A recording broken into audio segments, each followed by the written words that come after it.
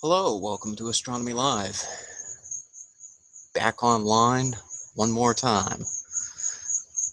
Apologies for the long delay since my last live broadcast, but been going through some changes here with the telescope. A few months ago, had an issue that appeared to be a motherboard or power panel failure. So, did some shopping, purchased some replacement parts, which is a little bit tricky for this telescope because they don't make replacement parts for this telescope anymore. In fact, Meade, the company that made it, the original classic LX200, no longer supports the original classic LX200. They will not do repairs on it. So your only option is to go to a third-party vendor and hope to find the part you need. So after finding those parts, I finally managed to replace the power panel and the motherboard on the telescope, and it turned out that the failure had nothing to do with either of those two parts. So I have now two perfectly working power panels and two perfectly working motherboards. In fact, the motherboard that's in there now is the replacement, which is actually an older motherboard than the motherboard that was originally in this telescope, because this telescope was one of the very last classic LX200s ever manufactured. The motherboard that's in there now is I'm not sure what the version would officially be called, but it's basically a Generation 1 motherboard, whereas I had a Generation 2 motherboard. Anyway, that's neither here nor there, I guess, but the main point is things are finally back up and running. And this is actually, tonight is the first night I've had the telescope up and running since the repairs were completed.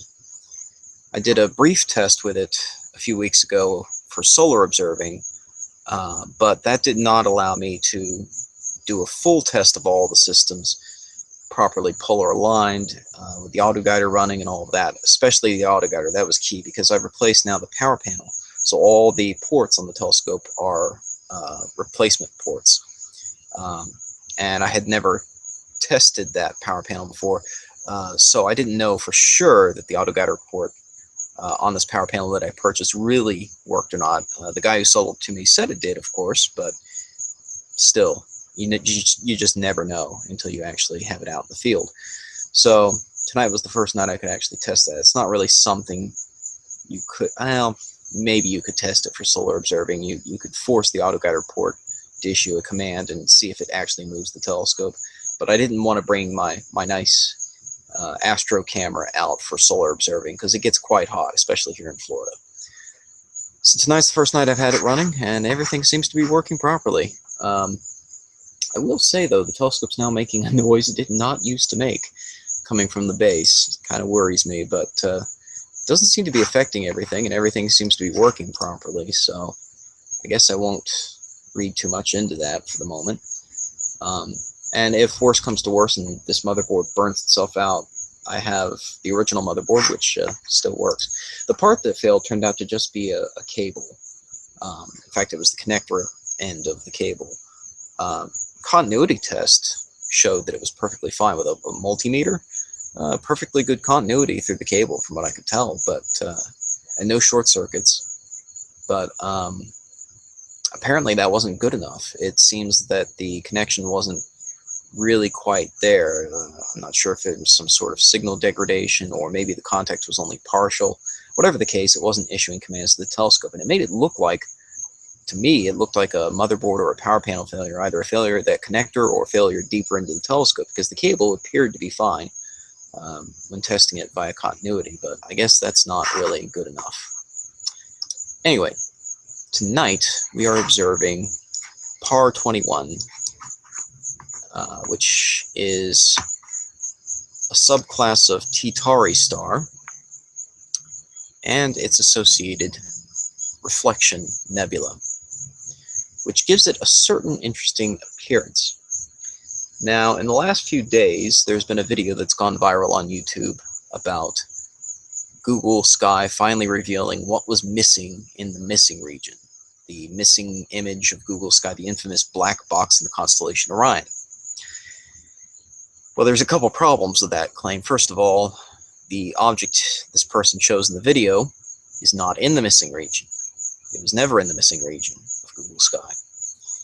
Missing region of Google Sky, I covered quite extensively in a video last year. I'll put that link in the video description after this webcast is over. But basically, I tracked down the original photographic negative for the picture that is actually missing from Google Sky, the very picture, and showed what was in it and what wasn't in it. And that was definitely not in it.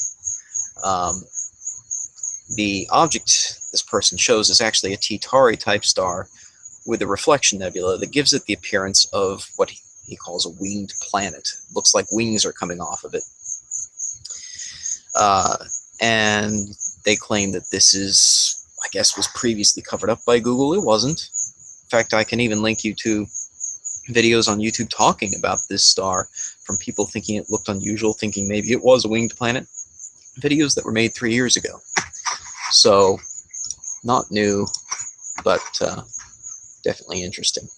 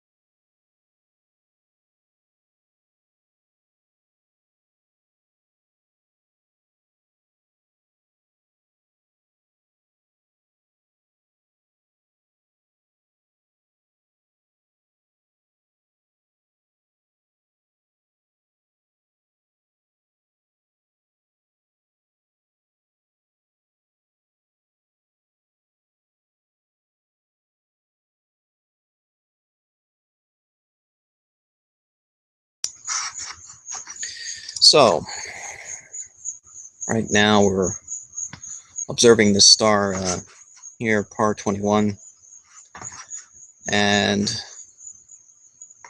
in the live images it's difficult to see, but there is a slight tail to it here in this direction.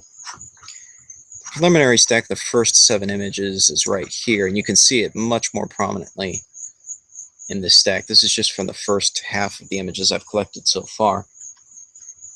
And hopefully by the end of the night, once I have the full set of images, it'll become clear that really there are two tails to this sort of, it's got this two-tail appearance. Gives it almost the impression of having wings. Very, very similar to the star in question on this viral YouTube video.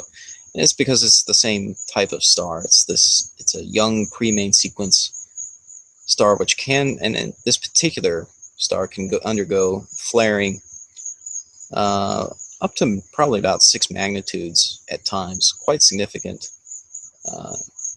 as it chaotically accretes material.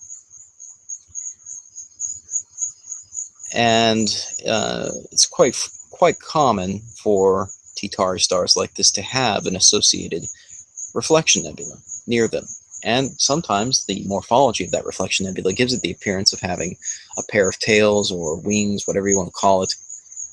And so this is one of those examples. Now, the one that's in the YouTube video that's gone viral, that is at about, well, over 5.5 hours of right ascension, close to 6 hours of right ascension. And unfortunately, that means it's very close to the sun right now. The sun reaches 6 hours of right ascension on June 21st, on the June solstice. So basically, it's unobservable at the moment. But this is the next best thing, because this star has a very similar morphology. It's hard to see here, but there's one wing or tail coming off in this direction, and then there's a second one just slightly down to this direction. So I'm going to stack the latest images that I have here,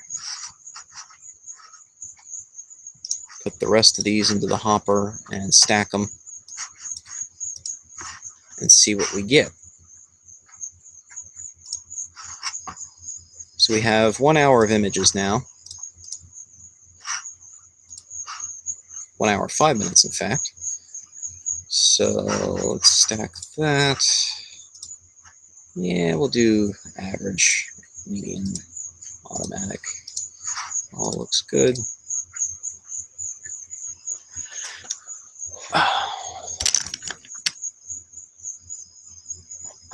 So right now, Deep Sky Stacker is combining these photos. Increasing the signal ratio makes it easier to see these faint details. And really, you know, it's funny, in the individual images, occasionally you'll get one where you can really kind of clearly see the so-called wings. It just depends on how the atmosphere treats the image. If you get a greater degree of turbulence in a 5-minute period, then you might get a little more or a little less visibility on that detail. And if you have steady skies for a few minutes, you might get a little more detail. Just luck of the draw. So here's our star of interest right here. Hope you guys can see my cursor. I'll draw this box on it. It'll only persist for this image. Once the next image pops up, that box will automatically vanish, but the moment that'll highlight it. So if you're just joining us, we're taking a look at this star, a subtype of the T-Tauri type stars.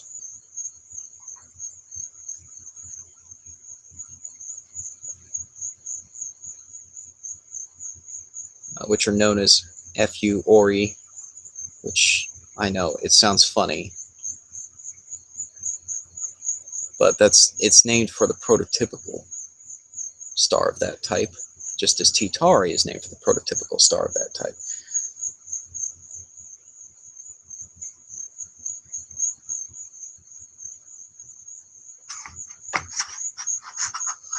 Let's see how the stacking is doing. Okay, so the stacking is done. So we can drop this in here.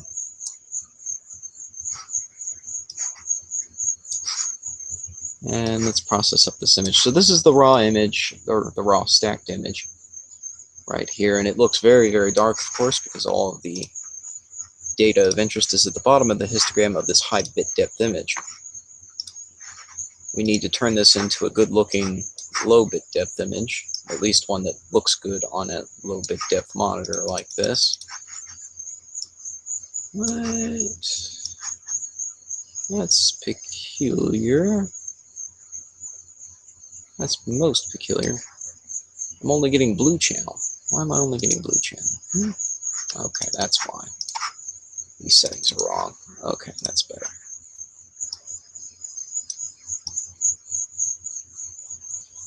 Alright, so first we pull the histogram like this, just adjust the levels. Then we do a quick calibration to get rid of vignetting and flatten the image, try to narrow the histogram a little bit.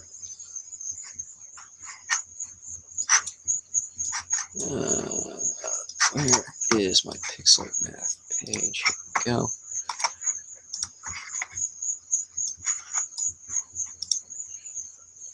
This won't get rid of dust spots, so you'll still have little black circles here and here, and some larger black circles from where there are dust spots on the CCD.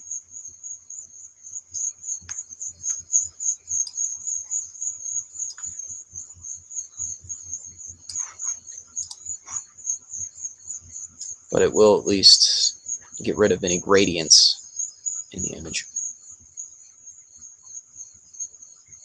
And we do a rough color balance here. This is just sort of a stack as you go thing. This is just sort of a progress check, right? So we don't really need to be super precise. That gets it close to a neutral sky color. If necessary, we could even tune it up a little past that if we don't need to. So here we are. So this is no flat field subtraction here. This is just dark frame subtraction. So that's why you got these black circles here and here, and you kind of got this blacker, not really black, but just slightly darker region here from a large dust spot, and some other dust spots over here. Anyway, that'll all get processed out in the final image, but just for now, for the temporary stack, this is good. If we scroll down here, here we go. Here's our star. You can see it's got one sort of tail thing coming off here and one coming off that direction a little bit. If we want to, we can even enhance it even more. Let's see if we can enhance it a little more just for fun.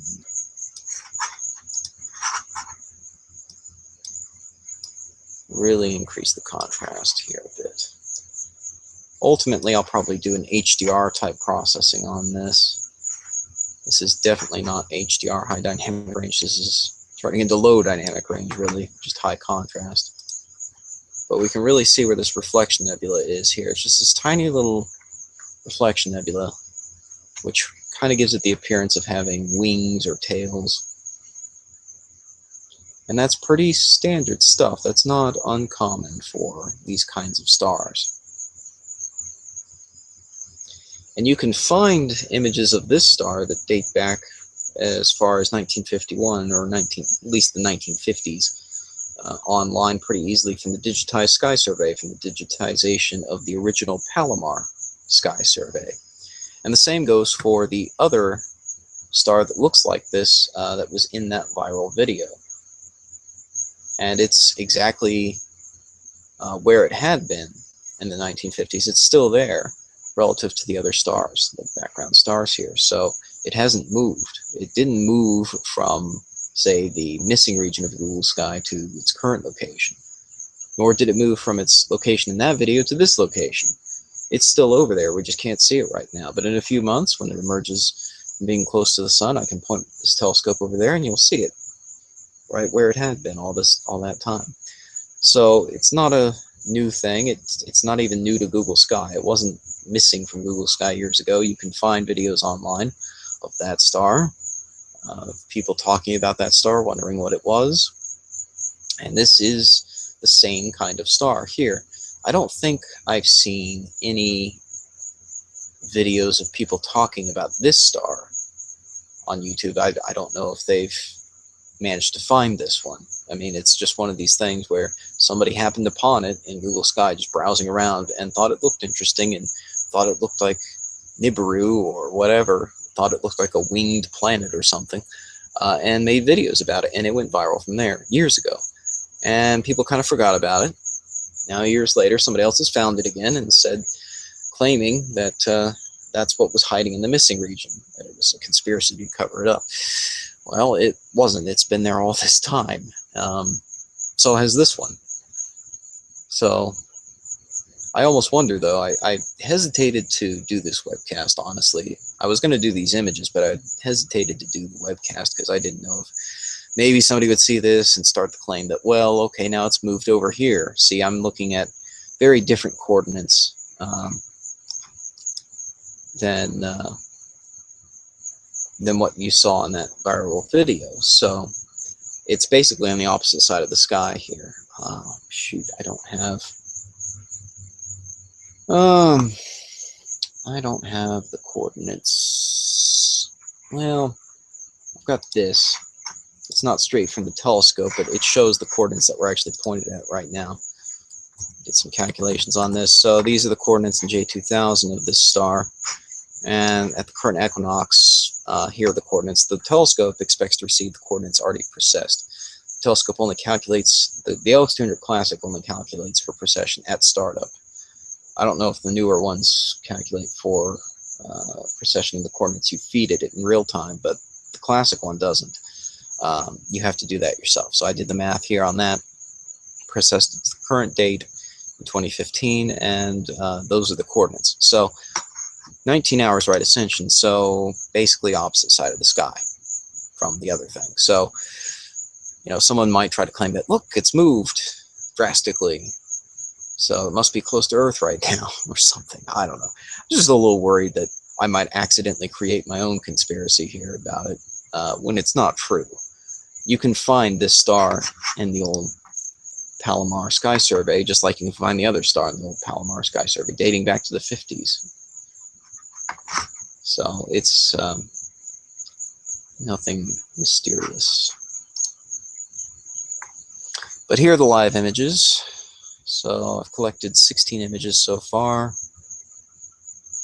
You can, in this one, you can pretty easily see, oh shoot, I lost it again. There it is.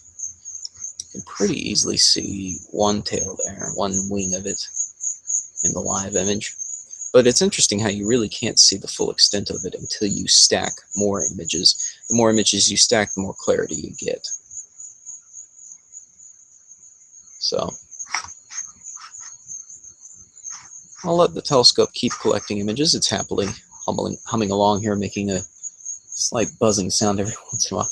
Whenever the telescope engages at guiding speed, at the slowest possible speed, it makes this buzzing sound now, and it's only done that since the repairs have been completed. So I'm wondering if something got worked loose that shouldn't be loose, or it's just vibrating up against something it wasn't vibrating up against before. I will say that the Generation 1 motherboard does have one or two important differences from the final generation of motherboard that I originally had in there. One of those things were, one feature, I guess, was these ceramic heat resistors or something. It's, I think, supposed to pull heat away from the motherboard, and they were glued onto the side of the base of the telescope, and internally on the side of the base of the telescope. And to remove the motherboard, you had to pull those off. Basically, they just pull out of the clamps that hold them in place that are glued there. So the Generation 1 motherboard that I've got installed now simply doesn't have those at all. I'm wondering if maybe the process of removing those has somehow changed the way that the telescope makes noise. I don't know.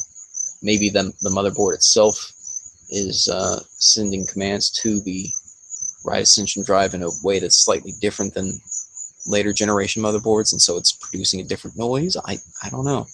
If anyone is an expert on classic LX200s and knows why it might be making a slight buzzing sound, let me know in the comments section. I'd appreciate it. I've now seen the inside of my telescope. I've never gone into the base of the telescope like that before, and actually had to change the motherboard a couple times. Had some issues getting the plugs seated properly for the ribbon cable that connects the power panel to the motherboard. And then there were some other just minor goofy things that happened. I forget what exactly. It's been a while. It's been a long process. But so went into it a couple times, and then when the problem persisted, switched the power panel, switched the motherboard, switched both. You know, just basically did every combo possible and made sure it really wasn't anything to do with that. And it turned out just to be the cable. So that's the situation. But anyway, I guess everything's working fine. We got nice solid round stars here. So the tracking is working perfectly in 5-minute exposures. Polar alignment process was very smooth this evening.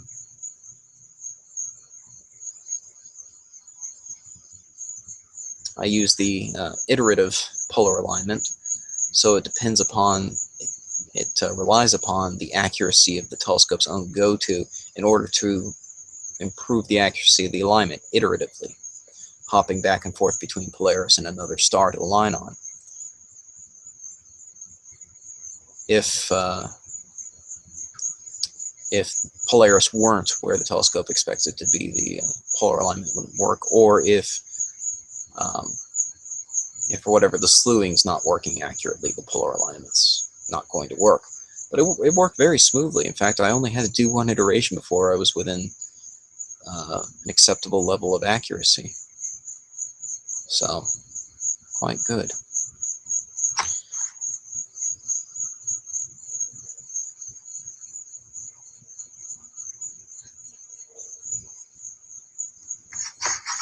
And this is actually zoomed in here at 2x. So the stars are a little soft, a little pixely, and a little fuzzy.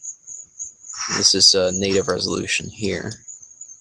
But I just wanted to zoom in because it is a very small feature here, this little reflection nebula next to this star. And I had someone reply to a comment I made about this viral video saying, well, it couldn't be a nebula. Nebulae are huge. They're stellar nurseries for many stars. Well, that's true, generally speaking, especially about large emission nebulae, but there's many different kinds of nebula. Some are reflection nebula, and they only light up in the regions near the star that's illuminating them. That's why they're called reflection nebula. And they can be fairly small. This is a perfect example of that. It's quite tiny, actually. If I zoom out, oh no, that's not right. Come on. That's too much.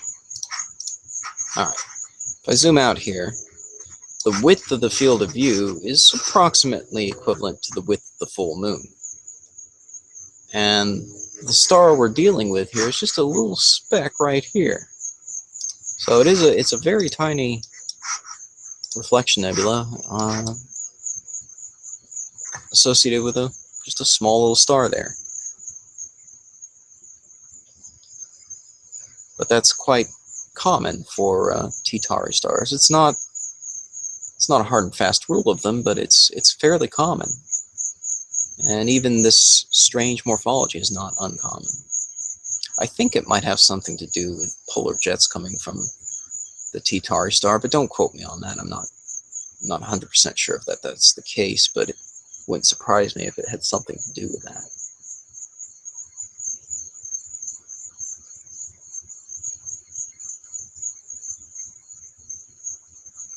I haven't even taken off the infrared blocking filter tonight, as a matter of fact. So this is purely visible light here, and it shows up quite well. I know on the conspiracy side of things, some people, like to say that you can only see Nibiru and infrared, so this is clearly not that, right? I could put it into infrared mode. In fact, I could block the visible light and leave only infrared light, but then we wouldn't get the nice colors. So these stars are nice and colorful. We got little blue tint on this one, nice red tint on this one. And then these very, very colorful pixels here. I should point that out. These are just hot pixels that hadn't been subtracted yet. In the process of stacking the images, it does subtract a master file of dark frames and gets rid of most of those hot pixels, and so you're left with pretty much just the image of interest. And do that last contrast enhancement. It's almost too much, really. Take it down a notch here. So I'll blow the image out quite as much. But there we go, just a little more contrast enhancement. So we can see there's actually, it's coming off of, looks like it's coming off two sides here. And then it joins somewhere back here in a fainter sort of way, but kind of get these dual tails or wings or whatever you want to call it. I mean, it very much looks like a comet. The difference is it doesn't move. That's how you can tell real quick that it's not a comet.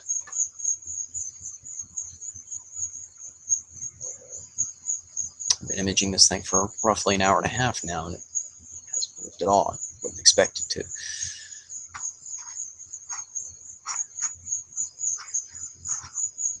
So anyway, that's that. I think I'll take it back here into just normal screen share mode on the CCD soft page.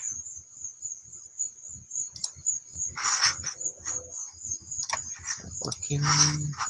Yeah, it's working just fine.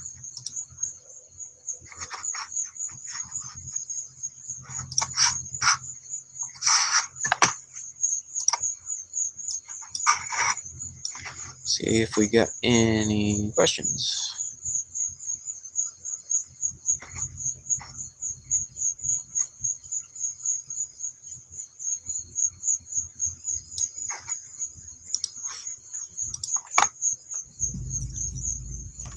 Look like it.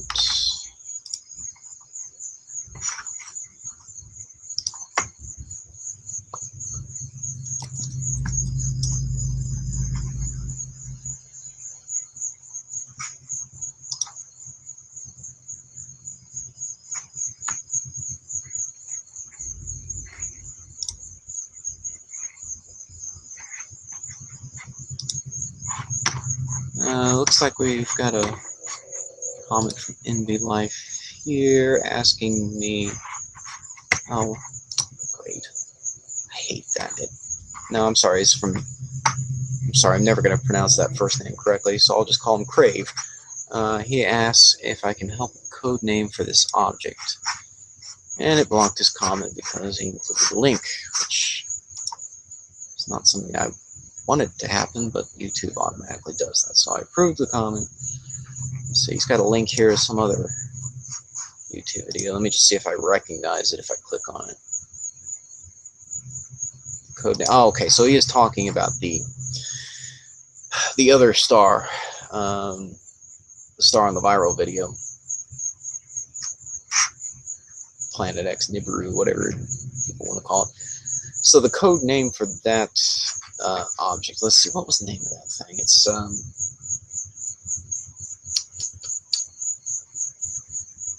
oh, gotta look it up. I have the name for it, but I just don't have it in my brain. The hour is too late. I can't think. Let me see. I'll pull it up on Sinbad here. Where is it? Okay. Here we go. Yeah, I would never have remembered that anyway. So Sinbad's default name for that other star is 2MASS J05422123 plus 2236471. That just rolls off the tongue, doesn't it? But it has many different names depending on the catalog you want to use. So I think in the past I've referred to it as Tycho 1861-1988-1. Still doesn't really roll off the tongue all that well. There's no fun names for it that I know of, but there are shorter names for some of these other catalogs that are listed on Sinbad. Here, I'll screen share the whole screen again so you can see what I'm talking about here. Full screen, where's full screen? Okay, so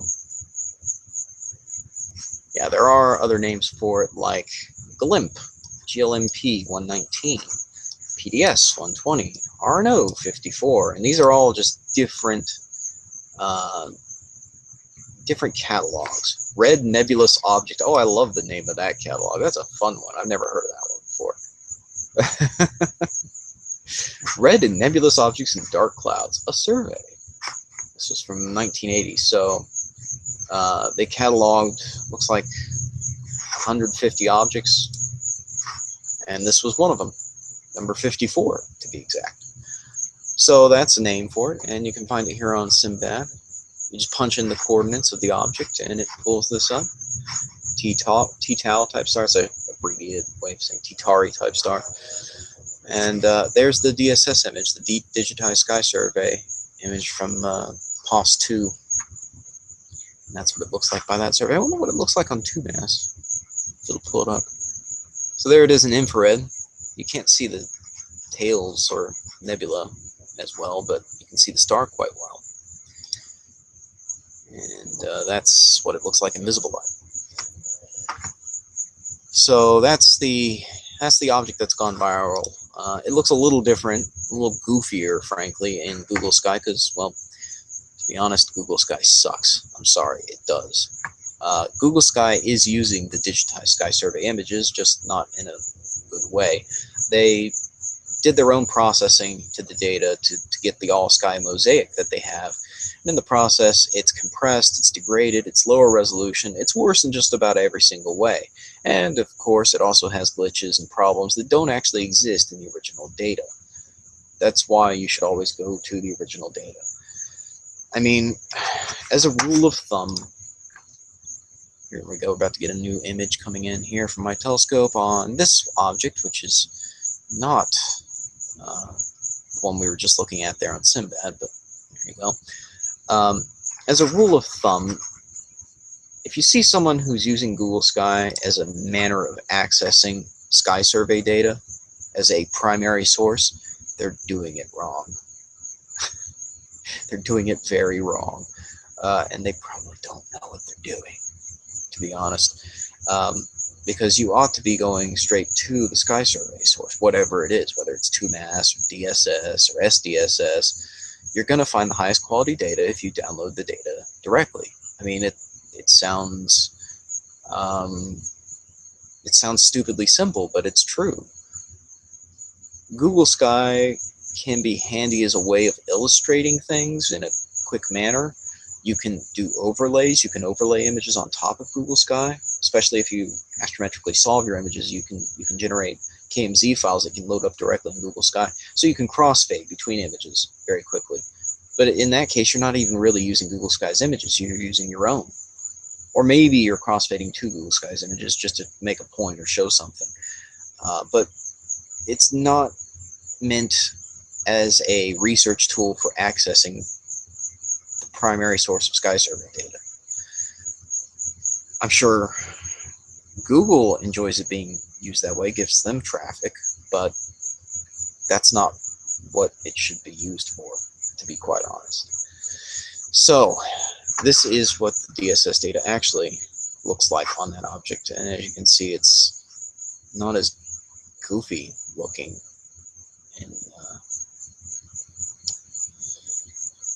in DSS. So that's that object. Now, the one I've got here, PAR21, is a little different, and if you enter PAR21, it's not going to come up. It's not going to pull up the right catalog. There's a different PAR catalog in Simbad. I forget what the full names of these things are, but there's another one that goes by an abbreviation of PAR, so unfortunately it's ambiguous when you tell it PAR21, and it picks the wrong one. If you write out the entire name of the catalog, which again I fortunately can't remember off the top of my head, it will pull up the right star, the one that we're currently looking at. The alternative way and the unambiguous way to do it is simply to do a coordinate query. So you just pop in the coordinates that you're looking at, and it will give you the right star. So if I just move this over here, and I say, okay, and it expects it in J2000 format, I should also specify that. So there's the coordinates. NJ 2000 format that we're looking at right now. Some query. So here we go. Variable star of FU or I type. Yes, that's actually the type of star, FU or E.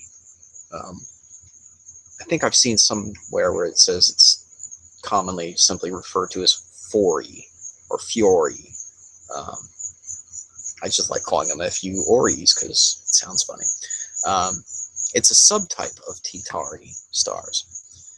And see, it's kind of got these two tails or wings or whatever you want to call it that appear to be coming from it. And this is from DSS data. Let's see what it looks like in 2MAS. Here's where it looks like an infrared. It's kind of got these wings. Very beautiful. And so these are the coordinates we're looking at. So another one of those stars. Again, I haven't really seen people fixate on this one in Google Sky. Maybe they will now.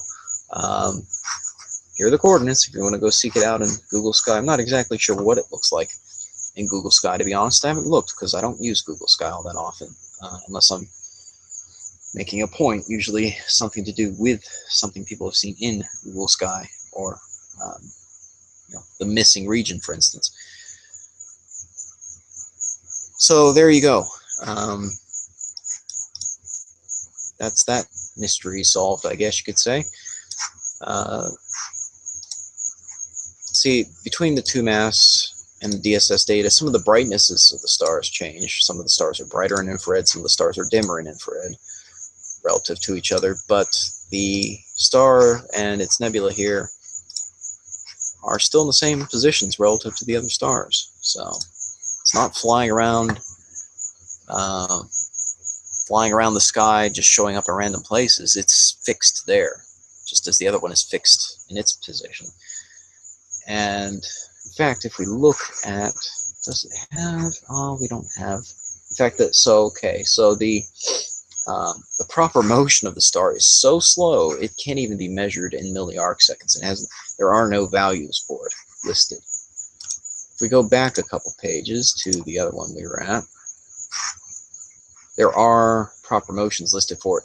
5.5 milliarcseconds a year and 1.8 milliarcseconds a year.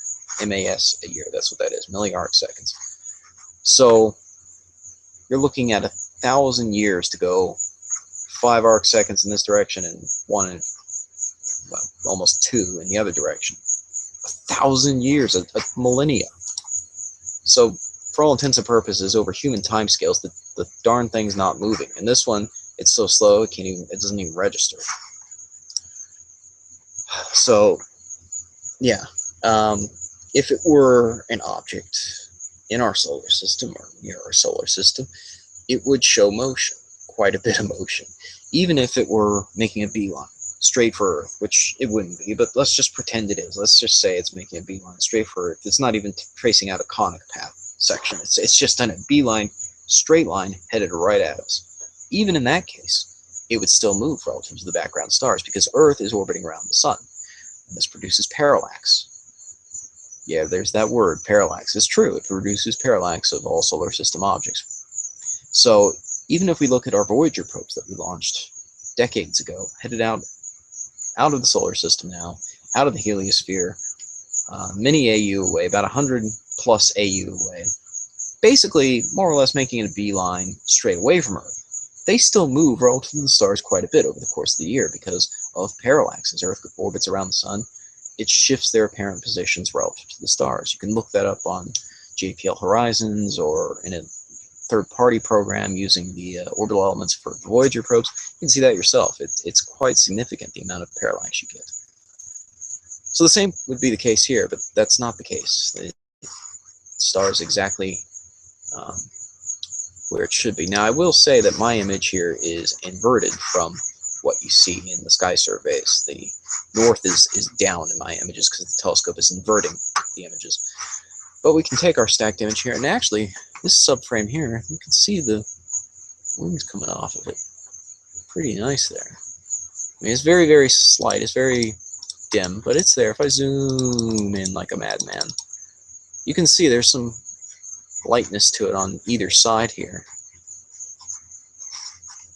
And that's not just an artifact, that is real data. And so when you stack that over the course of multiple frames, you build up the image.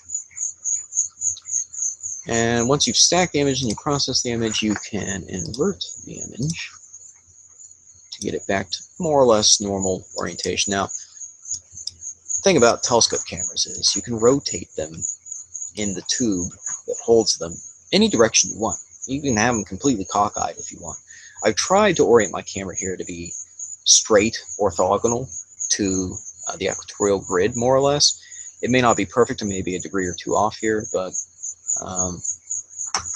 should be close. And I think that should put us now, hopefully, in normal orientation. No, we're still mirrored left to right, darn it. All right, let's mirror it the other way here. There we go. So if we look at our reference image here from DSS, you can see got this star here, he's here, got this star here, these two stars, they're here. Again, my camera is not necessarily going to be perfectly orthogonal, but the important thing is that the relative position of the star to the other stars is the same. We got this little triangle of stars here, expected to be relative to that star. It's all there. So we're not seeing any indication of parallax or motion of the thing. It's somewhere many light years away. So that's pretty much that. I'm going to keep acquiring images here to make the best image possible. Here we're coming down to image 20 in the next 30 seconds. Once that's in, I think I'll do one more stacking, and we'll see if we've got any more quality in our final stack, or at least in our working stack, I guess I should call it. The final stack will have flat field subtraction, bias frames, all that stuff, really properly calibrated.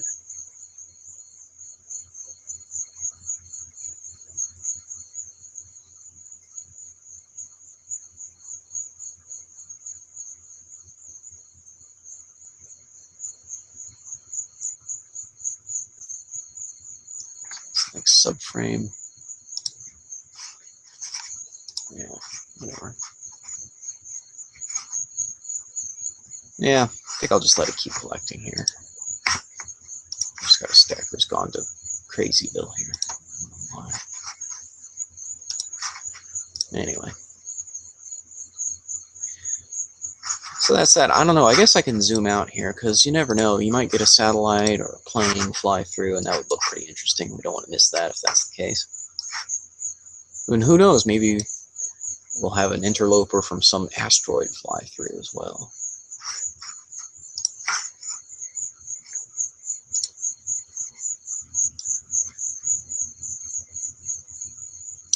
In other news, there's a SpaceX launch scheduled, I think, for next week, if I remember correctly, and I will be attempting to video that launch.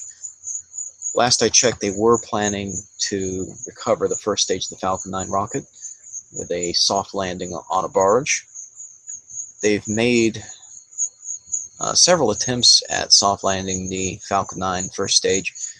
2 real serious attempts to land it on a barge, both of which failed spectacularly. The first clipped the barge and exploded. The second just kind of fell over and exploded. So we'll see if they can get it right this time. It'd really be something if they did, if they can start to reuse those rockets and bring down the cost of spaceflight.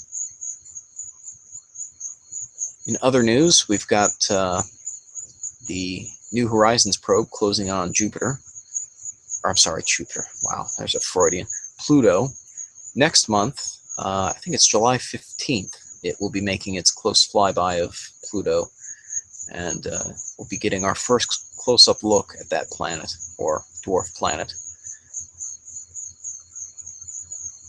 And it's still really not well known exactly what it's going to find.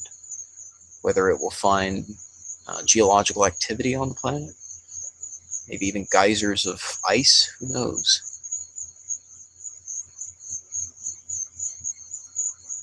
And then if they elect to extend the mission, it'll keep going out into space and actually visit another Kuiper Belt object.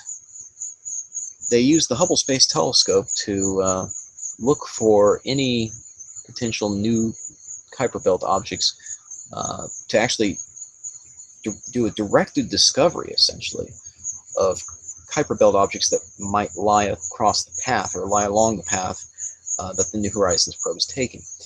The probe's headed out of the solar system at a velocity that it can't really do much about. It can't really change its trajectory all that much at this point.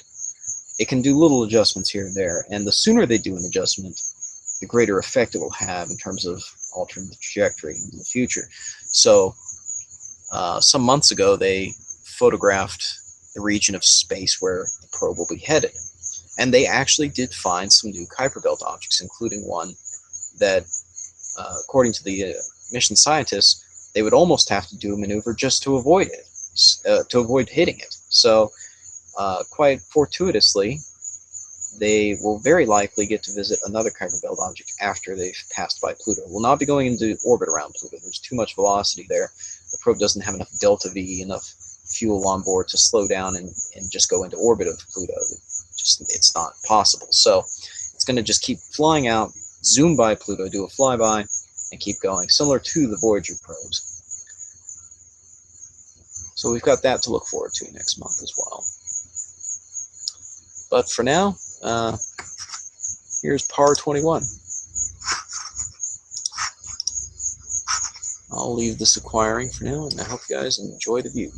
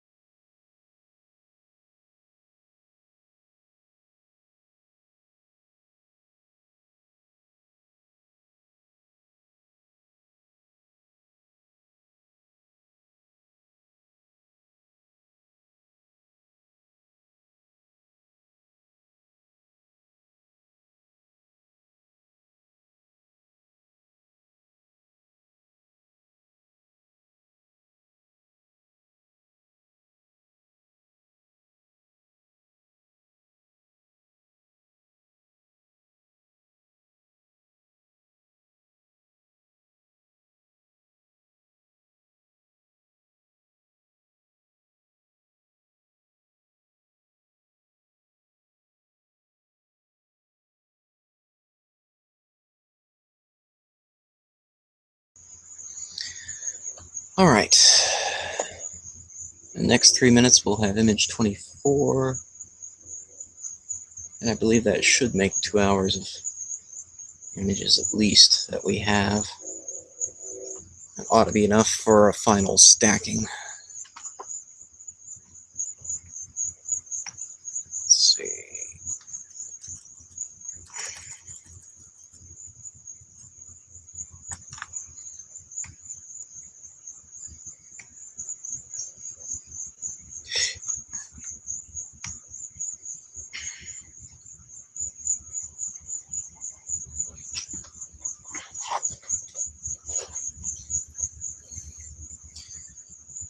Meantime, I wonder if I can find decent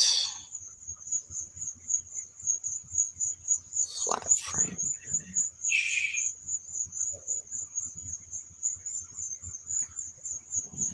Let's not do that. Shock.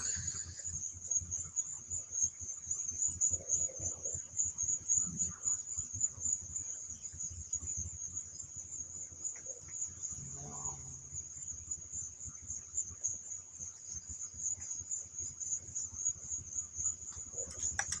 Maybe. Okay.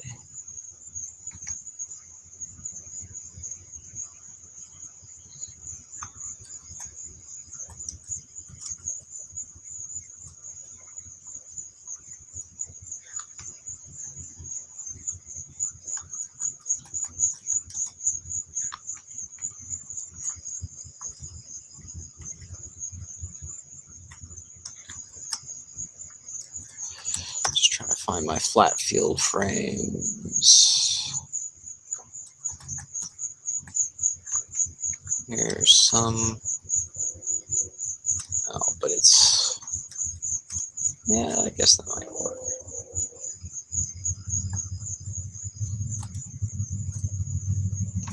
I don't know if they're any good, but we'll see. Flat. Find that as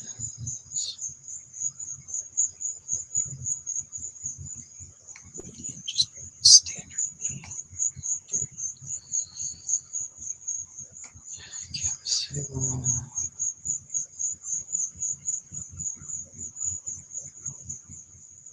Cancel on that. Alright, here comes the last images.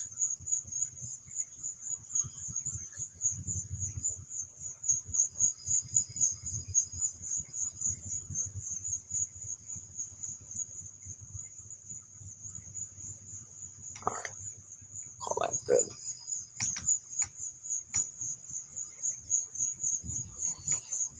Alright, now let's stack all these guys.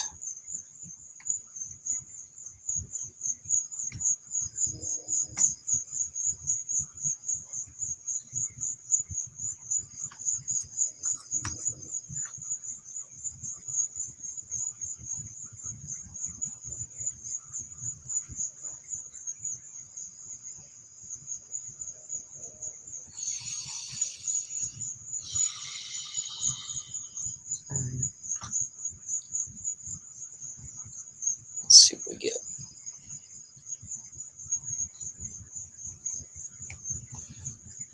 Last one doesn't look too bad.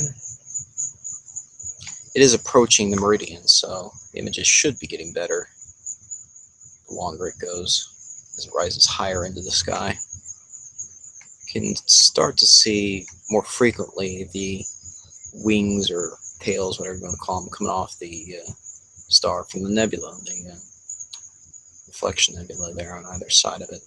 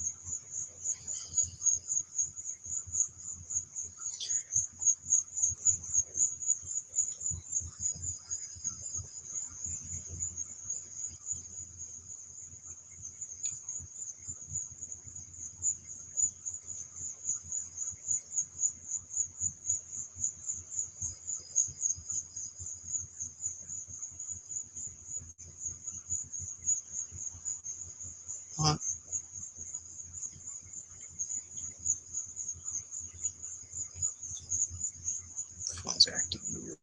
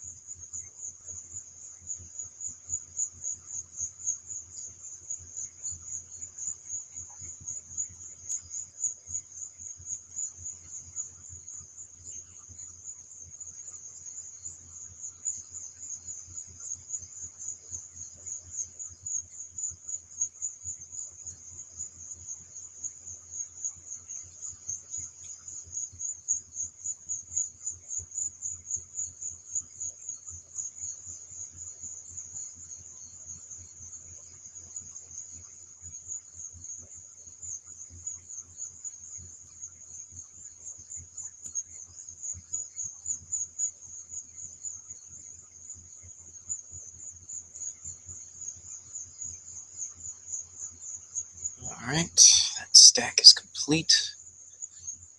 Let's see.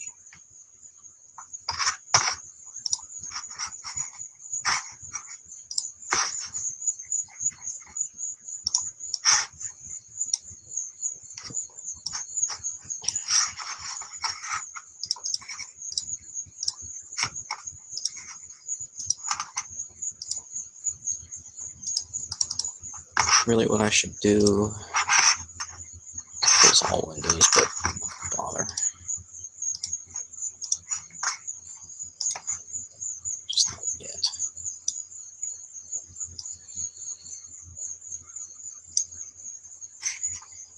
It's showing the screen, right? Yes, okay. Just making sure you guys can see. All right. Let's do a little of that.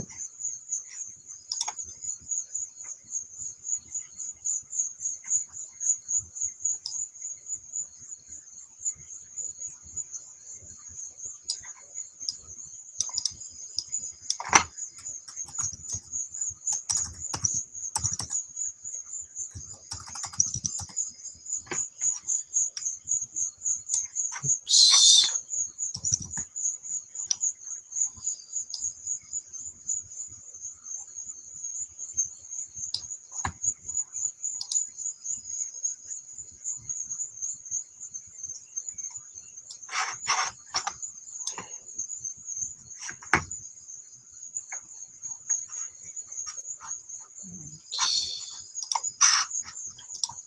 Of course, this isn't color balanced yet.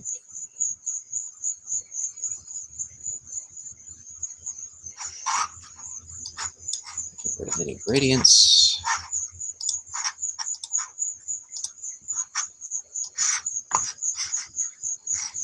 Even with a flat field, you can still have a bit of a residual gradient sometimes. It's not as severe, obviously, but this just makes sure it's as flat as possible. So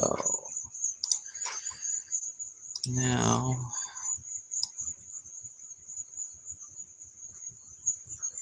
try to balance the color here a little bit.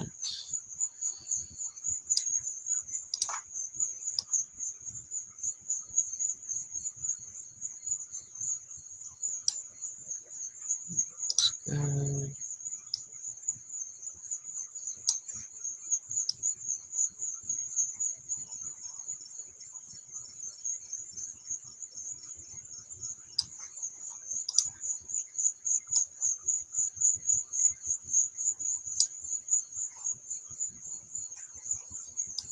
Perfect. Oh, that looks beautiful. Got rid of most of the dust spots. There's still a little bit here. It's probably a new dust mode, actually. Could even be on the infrared blocking filter because I don't always use it. But our star of interest is pretty clear there.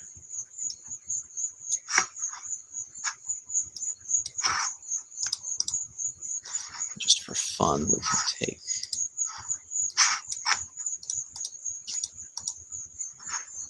this, pop up contrast a bit. A little bit more. I hear a possum over there rustling around in the bushes. Oh, he's getting closer. Oh, that's good.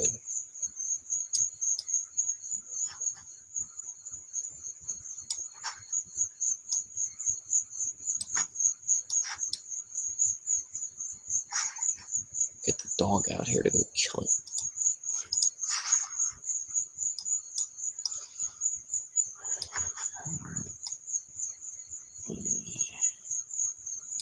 Just want a little more contrast, but I don't want super much. Yeah, it's good enough. There you have it.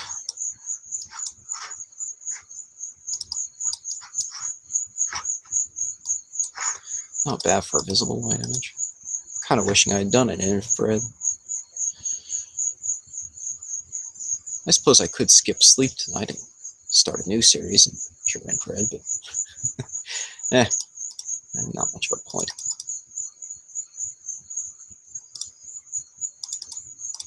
So anyway, I'll probably do an HDR processing instead, and just for fun. The raw image here is pretty good. I think it's a good basis to start from for that. And I'll put the final stacked image and processed image in the video description, along with a link to what's really in the missing section of Google Sky. So thank you all for watching, and have a nice evening. Clear skies, folks.